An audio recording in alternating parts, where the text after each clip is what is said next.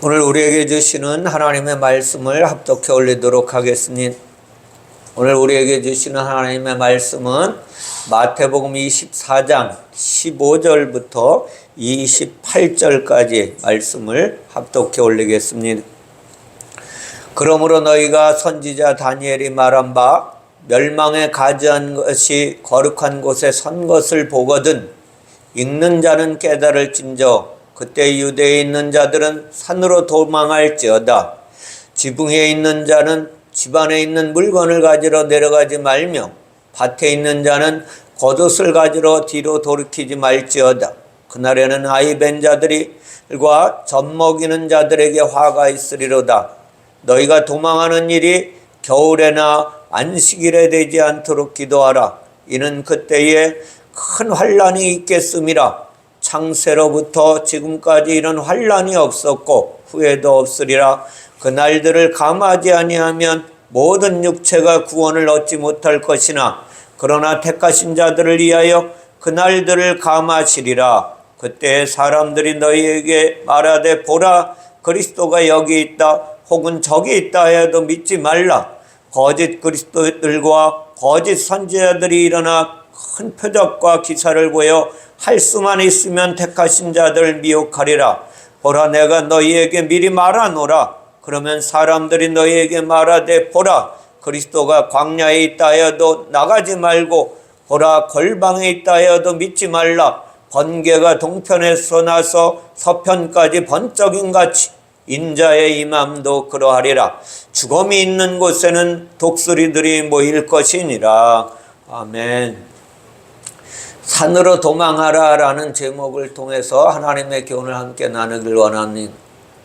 이제 어느덧 예수님의 비유의 말씀을 시리즈로 전하고 있는데 오늘이 53번째 말씀이에요. 이제 반이 지나간 거예요. 반이 지나서 내리막길을 달려가고 있어요. 오늘 말씀은 24장의 말씀은 지난주에도 말씀드렸지만 부분적으로 해석을 정확히 하려면 이 하나님의 말씀의 방향이 바르게 흘러가야 돼요. 바르게 흘러가려면 성령의 이끌림 받지 않으면 알 수가 없는 거예요. 만약에 이 땅에서 어느 사람이 사과를 맛있게 먹어서 사과를 이야기한다고 해서 그것이 과일에 대한 이야기인 것은 아니잖아요. 모든 과일에 대한 이야기가 아닌 것처럼 그 사과가 어떤 배경에서 등장하는지가 중요한 거예요. 농부의 사과는 당연히 농업이겠지만 요리사가 가지고 있는 사과는 다르게 느껴진다는 거예요.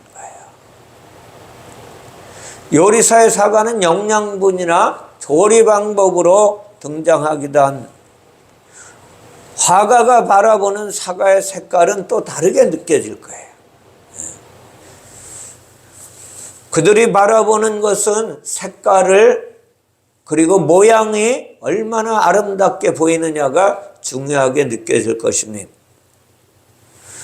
그리고 요즘 사과의 대세는 애플 사과라는 회사가 유명해졌어요. 그들이 내놓은 전자제품들을 말할 수 있듯이 마태복음 24장은 누구나 보면 어렵게 느껴질 수밖에 없어요. 저도 전도사 때 광성교회에 있을 때 성경 공부를 해드리는 기회가 있었는데요. 그때 요한복음을 강해하기로 하고 1년 동안 요한복음을 매주 모여서 3시간씩 강해를 할 때에 아주 전도를 부지런히 하고 전도 때문에 그 교회에 오신 권사님이 참석하셔서 오늘 말씀을 질문한 적이 있어요. 근데 그때는 제가 확실히 알지도 못했을 뿐더러 이걸 어떻게 가르쳐줘야 될지 좀 두려운 거예요. 그래서 오늘은 요한복음 배우는 시간이니까 요한복음만 하겠습니다라고 얼버무리고 돌렸어요. 근데 이 말씀이 오늘 하나님의 말씀 속에서 찾아서 함께 나눌 수 있어서 얼마나 감사한지 몰라요. 신학자들이나 많은 목사님들은 24장을 종말이라는 제목으로 설명을 합니다. 인류가 당할 마지막 때인 종말에 있을 상황들을 설명하는 장이라고 말씀하고 있어요. 그래서 요즘에 목사님들은 각종 매체에서 지진이나 전쟁의 소식이 들려오면 종말의 때가 가까이 왔다고 설교를 할 수밖에 없어요. 하지만 전쟁과 기근과 지진, 질병 등은 인류가 살아가는 어느 시대에나 도래해 있었고 계속해서 출현해 왔던 일들입니다. 조선시대의 어느 즈음에 그 사람들도 세계 곳곳에서 전쟁과 기근과 지진과 질병이 발생했을 것인데도 불구하고 조선 사람들은 지금처럼 시대가 발달되지 않아서 그 소식을 못 듣고 살았을 뿐입니다. 그래서 그들은 그 당시에 평안하다고 느꼈을 뿐이지 전쟁에 대한 현상들은 세계에서 계속해서 일어나고 있었어요. 성경은 요한계시록의 마지막 때에 심판으로 창세기에서 시작된 대장정을 마무리하고 있어요. 분명히 성경의 끝은 마지막 때가 맞습니다. 그죠? 근데 문제는 그 마지막 때의 성격을 어떻게 바라보고 있느냐에 따라서 달라진다는 거예요. 사과 하나를 어느 사람이 취급하느냐에 따라서 바라보는 관점이 다르듯이 오늘 마지막 때 역시 마지막 때를 바라보는 시각이 얼마나 중요한지 알아야만 돼요. 그리고 우리가 관심을 가져야 할 것은 성경에서 말하는 마지막 때에 무엇을 가르쳐 주는가, 이것을 알아야 되는 거예요. 하나님의 시각으로 성경을 보아야 성경을 통해서 하나님이 전하시려고 하는 하나님의 뜻을 알아갈 수 있습니다. 지난주에도 말씀드렸지만 먼저 말씀드릴 것은 신학이나 많은 목사님들이 24장을 종말의 때로 몰아간다는 것을 들춰볼 때에 성경에서 종말을 말하지 않는다는 것을 아셔야 돼요.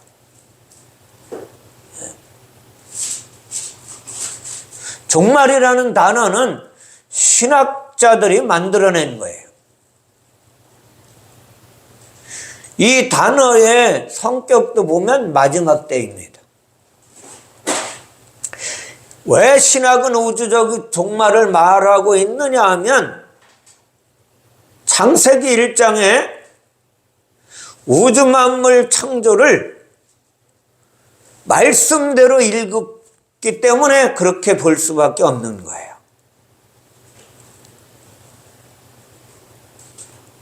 만물이 창조되었으니 끝은 물질이 붕괴되어야 끝나는 건 맞습니다.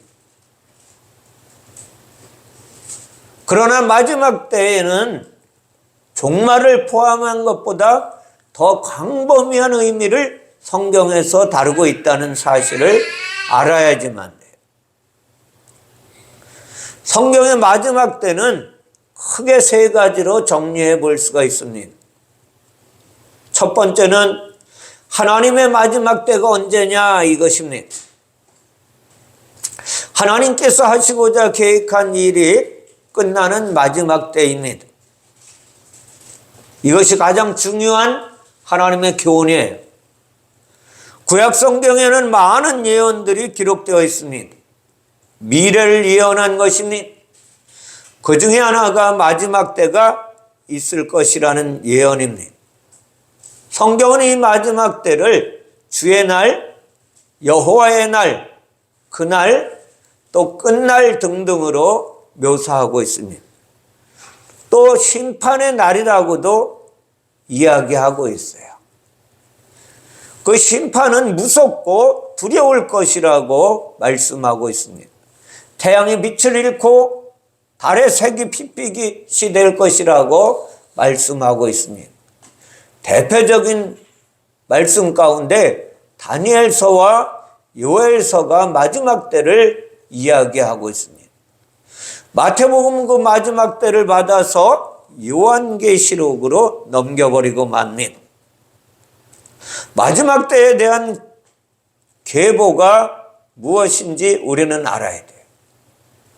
그런데 의외의 인물이 마지막 때에 대해 아주 정확하게 설명을 해주고 있습니다. 그 사람이 누구냐 하면 사도 베드로였습니다. 오순절날 성령이 강림하고 나서 방언이 터졌습니다. 그리고 많은 사람들은 그곳에 모여서 당황하기 시작합니다. 소동이 벌어졌던 것입니다. 이 광경을 같은 곳에서 목격한 베드로는 오순절 성령 강림의 사건을 설명하기 시작한 것이 사도행전 2장의 말씀입니다. 사도행전 2장 16절에서 보면 16절 이하에 다음과 같이 말씀하십니다.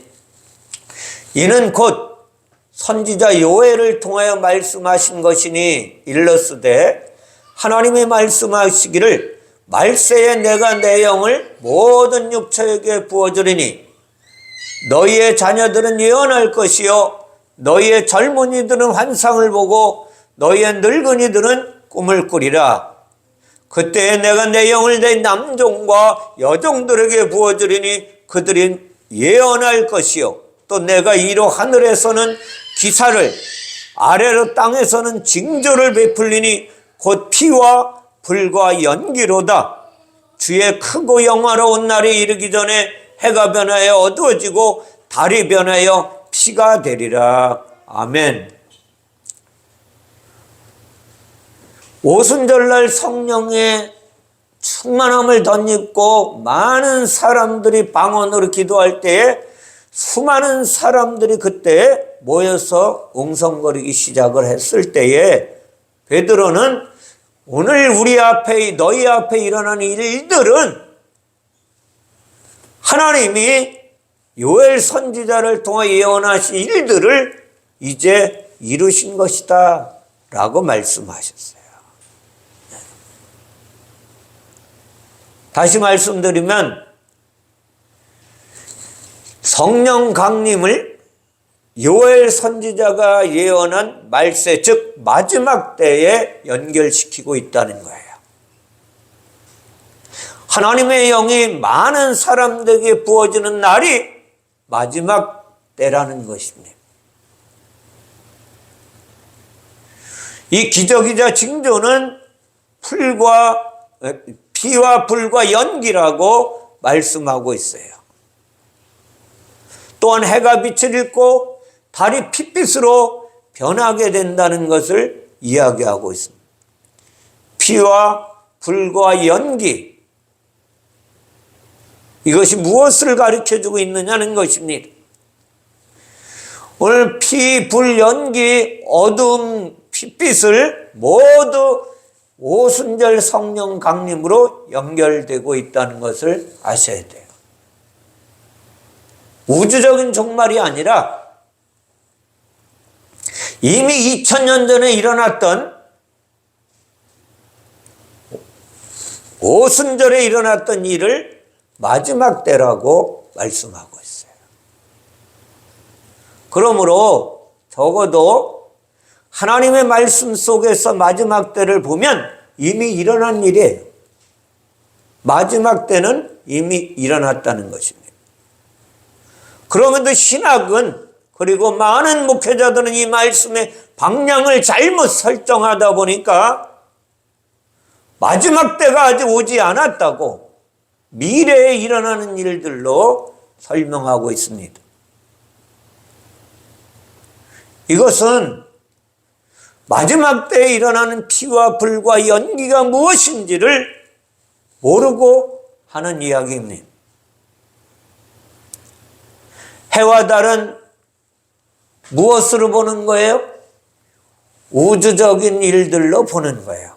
그러니까 우리가 보는 뜨는 해, 밤에 뜨는 달로 보니까 하나님의 뜻을 깨달을 수가 없었던 것입니다. 피와 불과 연기가 무엇입니까? 그것은 구약의 성막의 뜰에서 일어나는 일들이에요. 구약에서 이것을 너무나 자주 설명하다 보니까 이것의 중요한 것이 무엇인지 잃어버리고 만 거예요. 성막의 뜰에서 제사를 드릴 때 피와 불과 연기가 항상 일어납니다. 피와 불과 연기로 드리는 제사는 무엇을 위한 것이냐? 속죄를 위한 것인 것을 교훈해 주고 있는 거예요. 피와 불과 연기의 속죄 제사는 그림자이며 예언의 말씀입니다. 약속의 말씀이에요. 내가 이렇게 할 것이다 라고 약속하신, 그것을 어디서 약속하세요? 아브라함을 통하여 모리아 산에서 약속해 주신 것입니다. 예수께서 십자가에서 죽으셨을 때 그 그림자는 실상이 되고 마는 거예요.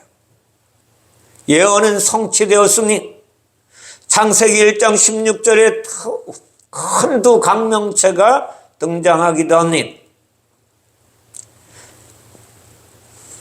많은 사람들은 신학자들을 통하여 이 두 광명체는 해와 달이라고 해석하고 있습니다. 맞습니다. 그러나 그것은 겉의 뜻이지 속 뜻을 살펴보지 못했기 때문에 거기서 멈추고 마는 거예요.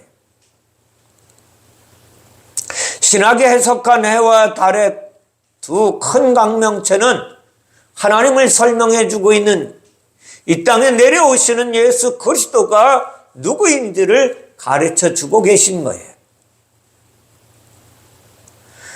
태양은 영인 그리스도입니다. 달은 육체로 오시는 예수를 가르쳐 주고 있어요. 예수는 영의 하나님이셨습니다. 그럼에도 불구하고 육신을 입고 이 땅에 오셨어요. 이 땅에 오셔서 우리가 볼 때 육체만 보이니까 해가 빛을 잃어버리고 만 거예요. 그 안에 있는 성령으로 잉태돼서 이 땅에 나오셨다는 그 예수 그리스도 안에 성령이 계시다는 것을 잊어버리고 살아가는 것뿐입니다. 영의 하나님께서 육체를 입고 오셔서 빛을 잃어버린 것을 이야기하는, 하나님의 영광의 빛이 육체를 입음으로써 무엇이 되어 어둡게 된 것입니다. 태양이 빛을 잃은 상태가 달이에요. 우리는 보름달이 떠야 달이 재구시를 하는 것처럼 보이지, 달이 뜨지 않으면 달이 없는 것처럼 보이듯이 하나님의 영광이, 영이신 하나님이 보이지 않으니까 육체를 입고 신 예수 그리스도가 오셨음에도 불구하고 깨닫지 못하는 거예요. 하나님의 영광이 가려진 육체가 달이라고 말씀하는 거예요. 다시 말하면 예수의 육체가 십자가에서 죽어서 쪼개져야 해인 그리스도가 이 땅에 우리의 심령 가운데 넘겨지는 거예요.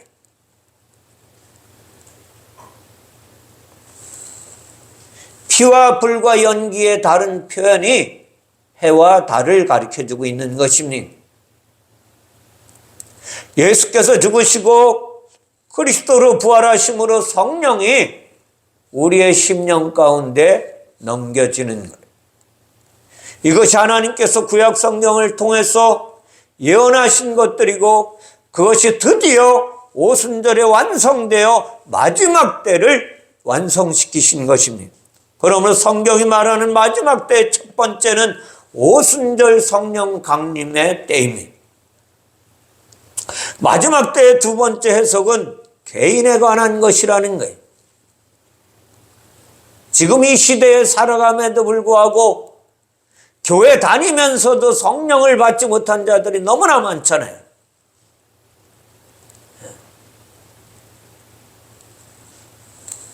제자들이 예수께서 마지막 때에 대한 질문을 예수님께 하고 있습니다. 예수님은 오직 아버지는 그때를 알지 못한다 라고 말씀하셨어요. 예수께서 이렇게 말씀하신 이유가 무엇일까요? 마지막 때에 확장되는 것을 전제 조건으로 말씀하고 있다는 거예요. 당신이 이루시는 마지막 때는 결정났어요. 그죠? 그러나 개인적으로 이루는 마지막 때는 아직 일어나지 않은 자들도 많이 있다는 거예요. 성령을 받지 못한 자들에게는 아직 일어나지 않은 사건이라는 거예요. 성령이 예수 믿고 개개인에게 언제 임할지는 아무도 모른다고 하신 말씀이에요. 아버지만 하신다.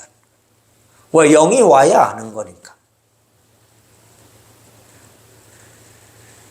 누가 언제 회개하여 예수 그리스도를 영접하고 예수를 그리스도로 영접한 자에게 성령이 임하는지 아무도 모른다는 말씀을 하시는 거예요. 이 일은 한 번에 끝나는 것이 아니라 지속해서 오늘도 일어날 것입니다. 누구에겐가는 오늘 예배 가운데 성령이 임하셔서 방언도 하고 예언도 하는 놀라운 역사가 일어날 것입니다. 이것을 말씀하시는 거예요. 이것이 두 번째 마지막 때의 이야기입니다. 예수의 대속과 오순절 성령 강림은 단회적인 사건으로 분명한 때가 있었고 정해져 있었습니다. 그러나 거듭난 개개인에게 성령이 임하는 것은 오늘도 반복되어지고 있다는 것입니다. 그 시간은 정해지지 않고 계속해서 사람들 안에서 일어나는 사건입니다. 한 사람의 인생을 볼 때에 성령으로 거듭나는 놀라운 역사가 일어나는 사건이 그 사람에게 마지막 때라는 거예요. 육체의 욕심과 생각으로 하나님을 대적하던 인생의 끝이 그때라는 것입니다. 육적인 삶이 끝나고 영적인 삶이 시작되는 경계점이 마지막 때라고 주님은 말씀하고 있는 거예요. 이 지속적이고 반복적인 사건의 때는 아무도 모른다는 것입니다. 다만 거듭날 때마다 거듭난 사람들에게 성령에 부어주시는 아버지 하나님만 그때를 알고 계신 거예요. 세 번째 마지막 때는 신학자들이 말하는 종말의 때입니다. 우리가 사는 세상은 물질 세상입니다. 물질은 언젠가 종말을 맞이하게 될 것입니다. 물질은 붕괴되어지게 되어 있는 거예요. 왜요? 물질이 만들어지기 이전에 하나님과 인간의 영이 함께 했던 그 시절이 있었기 때문에 그때로 되돌아가야 하거든요. 그럼 만들어진 것은 없어진다는 것입니다. 영원하지 않은 것이 물질 세계인 것입니다. 그렇기 때문에 물질 세계는 없어지는 거예요. 분명히 우주적인 붕괴가 동반되는 종말이 우리 앞에 다가올 것입니다. 그럼에도 불구하고 요한계시록을 비롯한 성경이 말하고 있는 것은 종말이 아니라 마지막 때를 가르쳐주고 있는 것입니다. 성경에서 말하는 마지막 때는 죄인이 거듭나는 것을 마지막 때라고 설명해 주고 있습니다. 우리의 죄가 심판을 받고 거룩한 자로 부활하는 때, 거듭나는 때가 마지막 때입니다. 사탄 마귀 귀신들이 불못에 빠져 심판을 받고 새하늘과 새 땅, 곧 천국이 임하는 때가 마지막 때입니다. 에덴 동산이 회복되고 생명나무 실과를 먹는 그때가 마지막 때예요. 성경의 마지막 때는 멸망에 초점이 맞춰진 것이 아니고 회복과 생명에 초점이 맞춰져 있다는 사실을 기억하시기 바랍니다. 그래서 요한계시록을 비롯한 성경의 지진과 전쟁과 질병과 기근은 물리적인 것으로 해석해버리면 하나님의 뜻을 바르게 깨달을 수가 없는 거예요. 그런 현상들이 동반할 것은 분명합니다. 마지막 때에 우주 만물이 없어질 것이기 때문입니다. 그런 현상들을 강조하려는 것은 아니라는 것을 성경은 이야기하고 있는 거예요. 어쨌든 성경의 마지막 때는 구원을 완성시키는 것입니다. 종말의 심판이 주가 아닌 것으로 이의 말씀을, 오늘 말씀을 읽어내야만 하는 거예요. 오늘 본문의 말씀도 이것을 가르쳐 주는 것입니다. 그러므로 후에 본문의 말씀 중에 선지자 다니엘이 말한 바라고 시작합니다. 멸망에 가증한 것으로 시작한다는 것입니다. 멸망에 가증한 것이 거룩한 곳에 서는 것으로 시작합니다.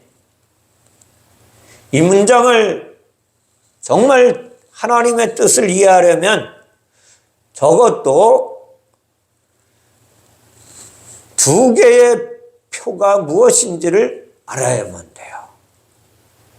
다시 말하면 멸망에 가증한 것이 무엇이고 거룩한 것이 무엇인지를 알아야지만 됩니다.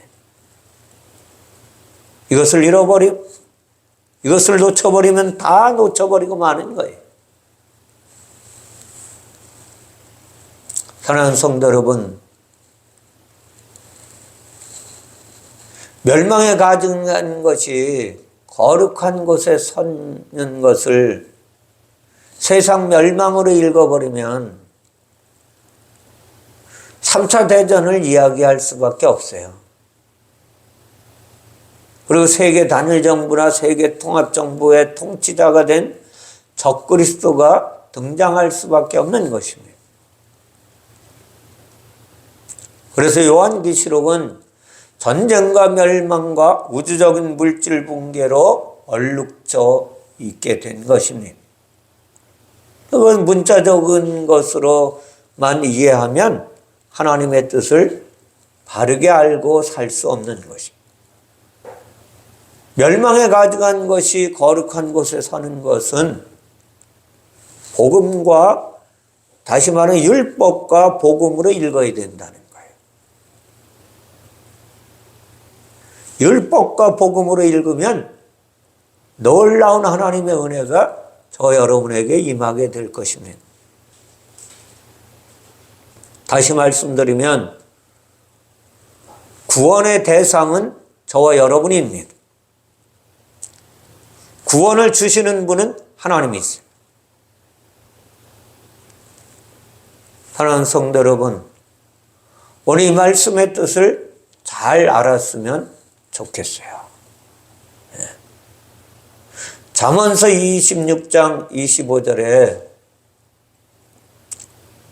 하나님은 다음과 같이 말씀하십니다. 그 말이 좋을지라도 믿지 말 것은 그 마음에 7가지 가증한 것이 있음이니라. 아멘. 이것을 야고보 사도는 다음과 같이 또 설명하고 있어요. 욕심이 잉태하면 죄를 낳고 죄가 잉태한 즉 사망을 낳느니라 라고 말씀하십니다. 누구를 이야기하는 것일까요? 저 여러분을 이야기하는 거예요. 다시 말씀드리면 저 여러분 속에 이렇게 멸망에 가증한 것이 들어있다는 거예요. 아주 지독한 놈이 내 안에 살고 있는 거예요. 성경은 그 지독한 놈을 사탄 마귀 귀신이라고 설명해 주고 있습니다. 예수님은 베드로를 사탄이라고 말씀하고 계세요. 우리는 사탄이라고 하면 그저 또 다른 나쁜 놈인 걸, 나 말고 저 나쁜 놈인 것을 생각하지만 아니에요. 내 안에 나만 있으면 내가 사단입니다. 예수님은 우리 아버지가 마귀라고 말씀하셨어요. 그리고 우리 보고 마귀의 자식이라고 말씀하셨습니다. 치유사역 가운데 한결같이 예수님은 병들어 있는 자들 안에서 귀신을 쫓아내십니다. 사단 마귀 귀신은 모두 멸망에 가증한 것이라는 것을 아셔야만 됩니다. 이 사단 마귀 귀신은 사람 속에 저 여러분 안에 있는 옛사람이에요. 우리는 이미 예수 믿고 성령으로 거듭나서 거룩한 자가 된 자들도 오늘 예배 가운데 앉아 있을 것입니다. 그렇다면 거듭나서 성령을 받기 전에 우리 안에 누가 있었는지를 잘 아셔야 됩니다. 거듭나기 전에 우리 속에는 멸망에 가증한 것이 내 안에 자리 잡고 있었던 거야. 그것이 나를 주인 노릇하고 사는 거예요. 멸망받아야 할 사단, 마귀, 귀신이 내 안에 살고 있었던 것입니다. 그리고 내 안에서 주인 노릇을 했던 것입니다. 하나님의 거룩한 영이 거하실 곳이 어디예요? 우리의 심령이거든요. 근데 그 멸망에 가증한 것들이 내 안에서 주인 노릇하고 있었는데 무엇으로 이것이 사라졌느냐는 거예요. 예수 그리스도의 십자가의 보혈로 이들은 멸망받았다는 걸 아셔야 돼요. 내 안에 있는 내가, 사단 마귀 귀신으로 살던 내가 십자가의 보혈의 능력으로 심판받았다는 것을 아셔야만 됩니다.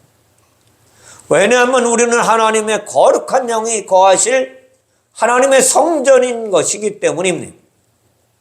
우리 몸은 하나님의 영이 거하실 거룩한 하나님의 성전이기 때문에 주님은 이렇게 말씀하시는, 하나님의 거룩한 영이 거하실 몸 성전에 누가 있었느냐 하면 멸망에 가증한 것으로 가득 차 있었다는 것입니다. 그래서 예수님은 이 가증한 것을 쫓아내고 성령으로 우리 안에 거하시려고 십자가에서 죽으셨던 거예요. 근데 사람들은 스스로 자신이 잘나서 거룩한 자인 척 하는 거예요.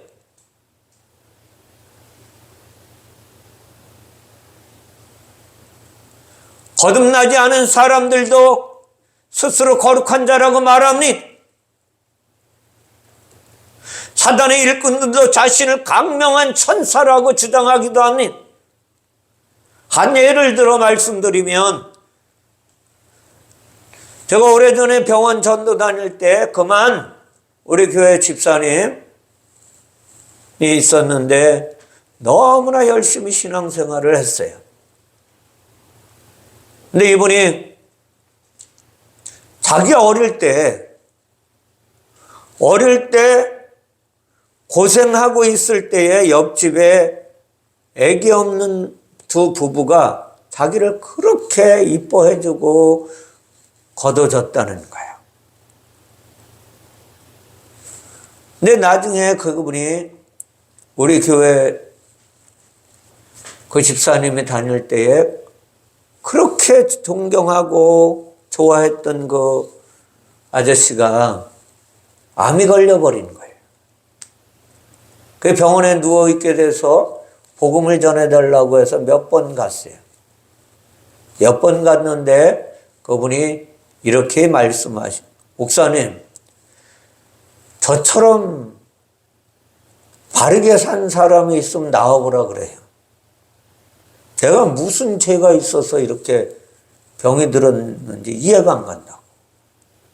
자기가 거룩한 자인 걸로 착각하고 살았던 거예요.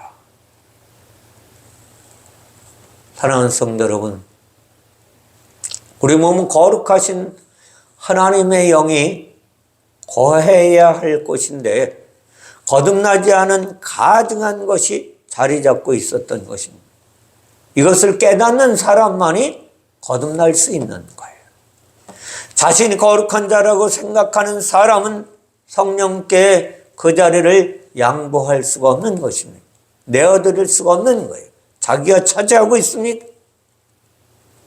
멸망에 가증한 영의 사람은 거룩한 영의 성령께 그 자리를 양보하지 않는 거예요. 오직 하나님의 거하실 거룩한 곳에 타락한 자신이 주인 노릇하고 살고 있는 것입니다. 멸망에 가증한 자가 말 그대로 멸망당하고 하나님의 거룩한 성령이 임하시는 때가 오늘 말씀하시는 마지막 때예요. 내가 죄인인 것과 내가 멸망을 당할 사탄 마귀 귀신이었었는데 요한계시록에 말하는 완성과 생명과 구원의 마지막 때를 맞이해야 하는 존재임에도 불구하고 이것을 깨닫지 못하는 거예요. 그렇지 않은 사람은 3차 대전과 우주적인 멸망 앞에서 두려울 수밖에 없는 것입니다. 그러나 멸망에 가증한 것이 거룩한 곳에 선 것을 본 자, 멸망에 가증한 곳, 내 심령 가운데 거룩한 성령이 계시면 놀라운 하나님의 역사가 일어나서 이 사람은 두려워하지도 않고 놀라지도 않고 하나님의 은혜 가운데 살아가게 되는 주인공입니다. 마지막 때 이런 때 산으로 도망가라고 주님이 말씀하시고 있는 거예요. 그 산이 무엇일까요? 제가 잘 알고 그처럼 존경했던 목사님도 책을 매년 쓰시면서 높은 산에 교회를 만들고 전국 방방곡곡을 다니며 세미나 하시면서 이곳에 와서 살아야 마지막 때를 견딜 수가 있다고 주장하시는 분이 계세요.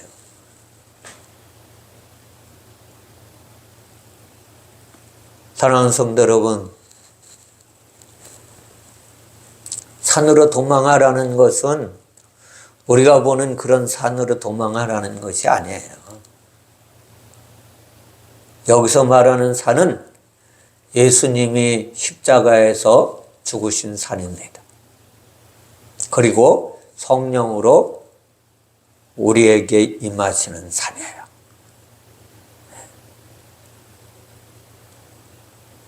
자, 이 산은 하나님이 구원인 예수께서 보이시는 아브라함을 통해서 보이셨던 모리아 산인 것입니다.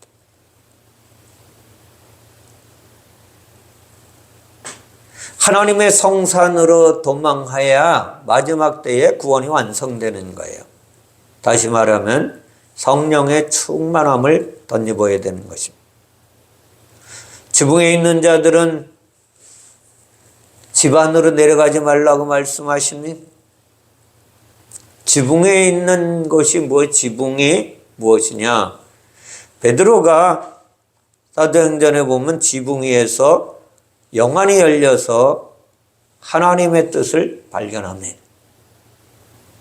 그 지붕은 뭐예요? 영적인 자리라는 거예요.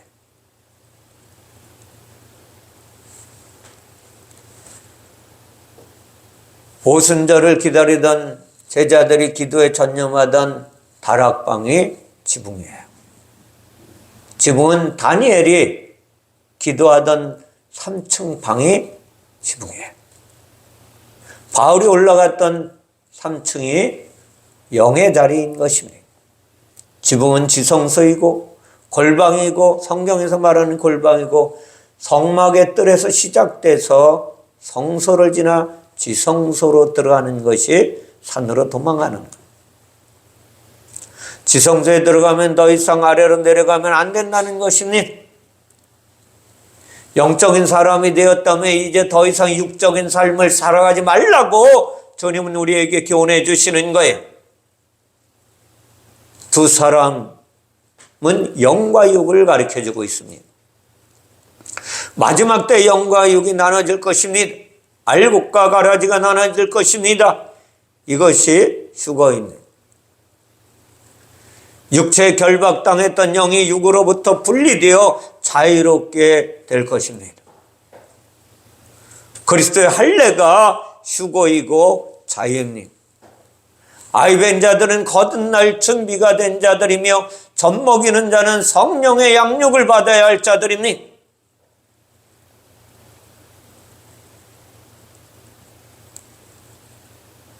거듭나서 어린아이가 되면 세상의 핍박을 가할 때 견디기가 쉽지 않은 거예요. 세상에 속하지 않고 영과 하나님께 속하기 때문에 핍박을 당할 수밖에 없는 존재가 누구냐? 거듭난 자들이에요. 거듭난 자들의 가장 큰 유혹이 무엇이냐?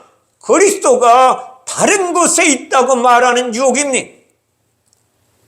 여기 있다 저기 있다 말해도 믿지 말라고 하잖아요. 너희 안에 있기 때문에 그렇습니다.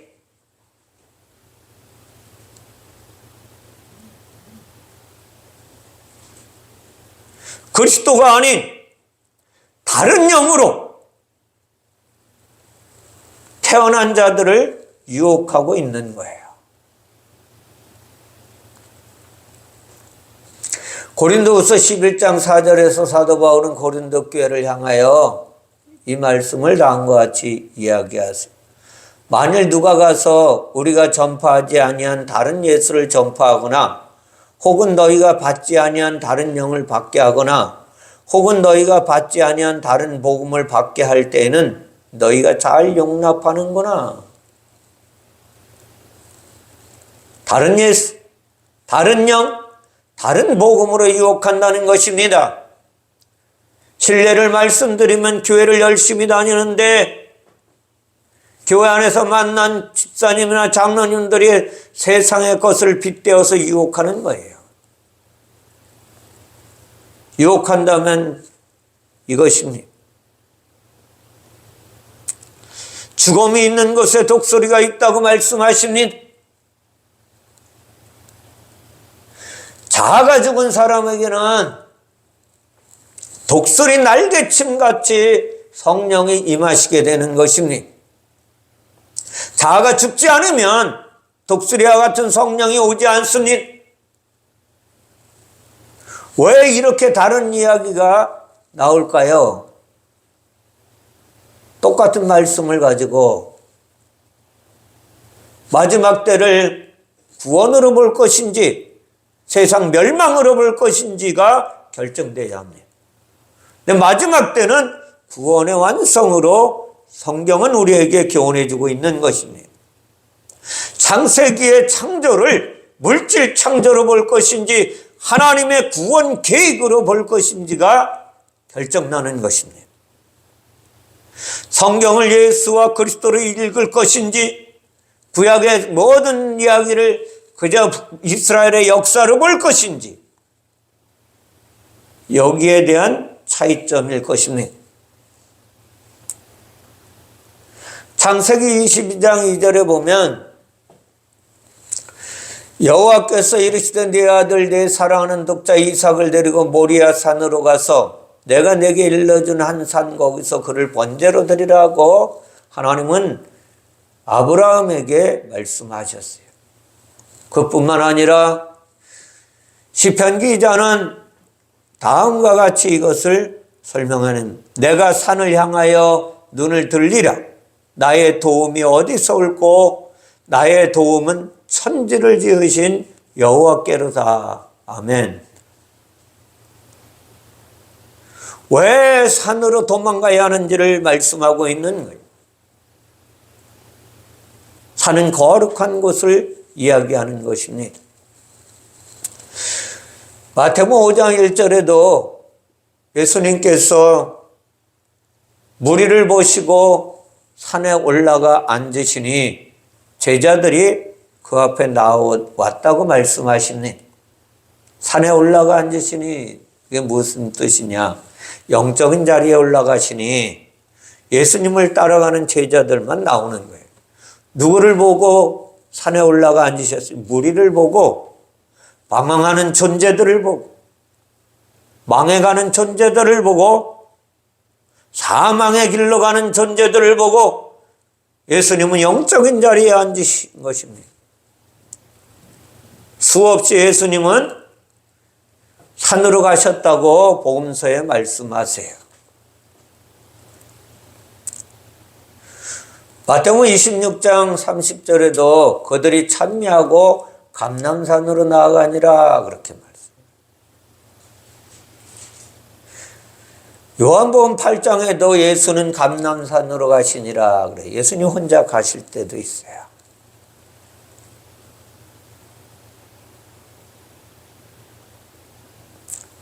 마태복음 17장에 보면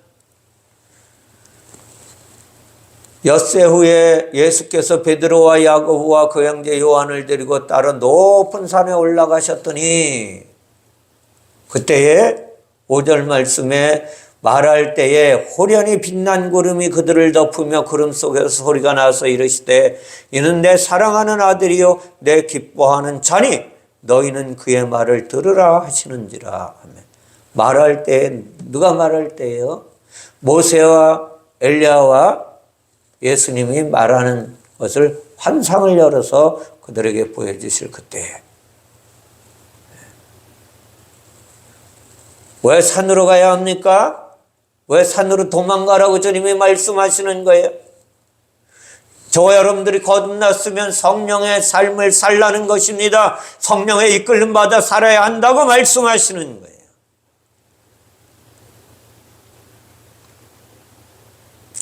주님은 마지막 때에 당신이 죽기 직전에 그때 기도할 때에 기도의 산에서 다음과 같이 기도하십니다.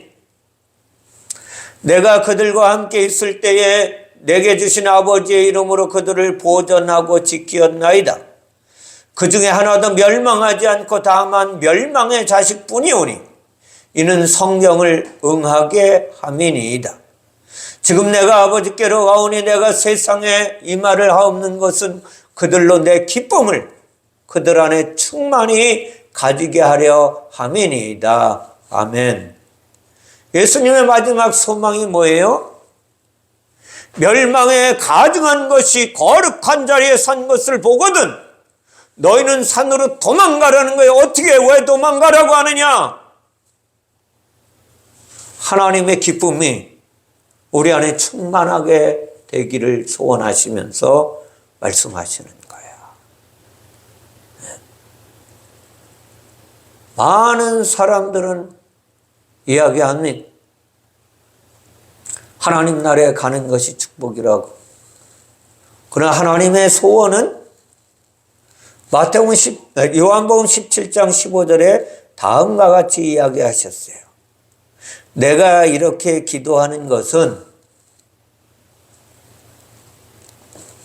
제자들을 세상에서 데려가시기를 위함이 아니요 다만 악에 빠지지 않게 보존하시기를 위함이니이다. 아멘. 왜 산으로 도망가라고 합니까? 악에 빠지지 말라고 하시는 거예요. 악에 빠지지 않고 성령의 이끌림 받아 살라고 말씀하시는 것입니다. 예수님은 너무나 잘하셨어요. 잠시 잠깐 후면 당신이 십자가에서 죽으시고 이제 그 거룩한 자리에 설 것을 아시고 마태복음 24장에서 이 말씀을 하시는 것입니다. 멸망에 가증한 것이 거룩한 곳에 선 것을 보거든 너희는 산으로 도망하라고. 그러면서 요한일서 2장 15절의 사도 요한을 통하여 지금을 살아가고 있는 저와 여러분들에게 다음과 같이 말씀하십니다. 이 세상이나 세상에 있는 것들을 사랑하지 말라. 누구든지 세상을 사랑하면 아버지의 사랑이 그 안에 있지 아니하니 이는 세상에 있는 모든 것이 육신의 정욕과 안목의 정욕과 이생의 자랑이니 다 아버지께로부터 온 것이 아니요 세상으로부터 온 것이라. 이 세상도 그 정욕도 지나가되 오직 하나님의 뜻을 행하는 자는 영원히 거하느니라. 아멘. 사랑하는 성도 여러분, 멸망에 가증한 것이 거룩한 곳에 선 것을 보거든 너희 산으로 도망하라고 하신 하나님의 교훈은 바로 여기에 있는 거예요. 너희가 세상을 사랑하지 말라. 그리고 하나님의 뜻을 행하라. 하나님의 뜻을 행하는 자만이 영원히 너의 영이 그리스도와 함께 살아갈 것이다 라고 말씀하시는 것입니다. 이것을 너무나 잘 알았던 베드로는 마지막 때 일어날 것을 설명했던 그는 베드로전서 1장 16절에 이렇게 말씀하십니다. 기록되었으되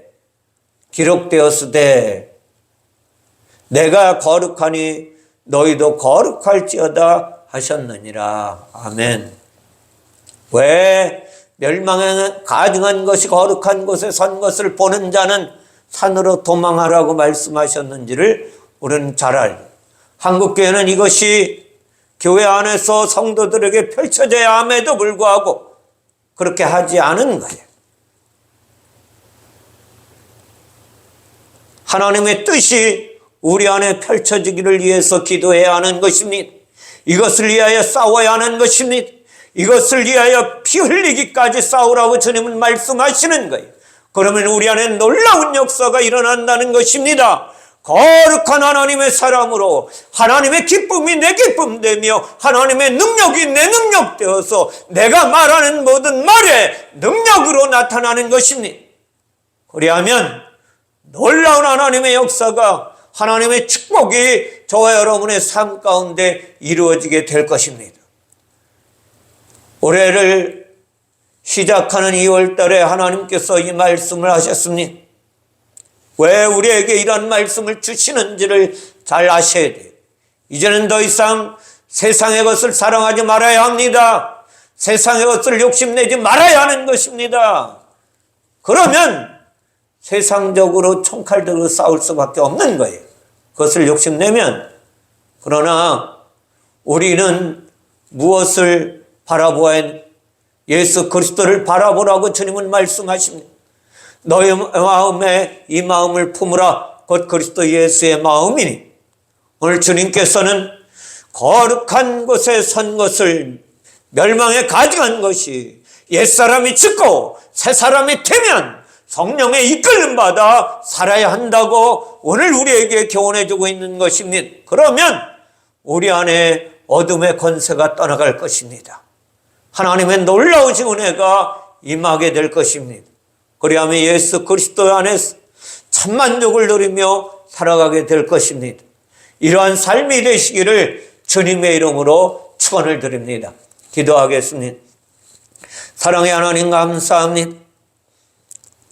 산으로 도망하라고 말씀하시는 하나님의 말씀을 함께 풀어 전하고 들었습니다. 전능하신 하나님, 우리 안에 성령으로 오셔서 우리를 통치하시고 다스리시고 인도하여 주시옵소서. 주님의 은혜가 아니면 하나님의 은혜 가운데 산으로 도망할 수도 없는 존재임을 고백드리오니 주께서 오셔서 말씀하시고 주관하시고 통치하시고 다스리시고 이끌어 주시기를 원합니다. 그리하여 성령의 이끌림 받아 이 땅에서 거듭난 자로 그리스도인답게 살아가는 인생길 되게 하셔서 내 안에 있는 더러운 질병이 떠나가게 하시고 더럽고 악한 욕심이 떠나가는 놀라운 역사가 날마다 일어나게 하시고 그리스도를 위하여 살아가는 주인공이 될 수 있도록 축복하여 주시기를 원하오며 거룩하신 예수님의 이름으로 기도하옵나이다. 아멘. 찬송가 491장입니다.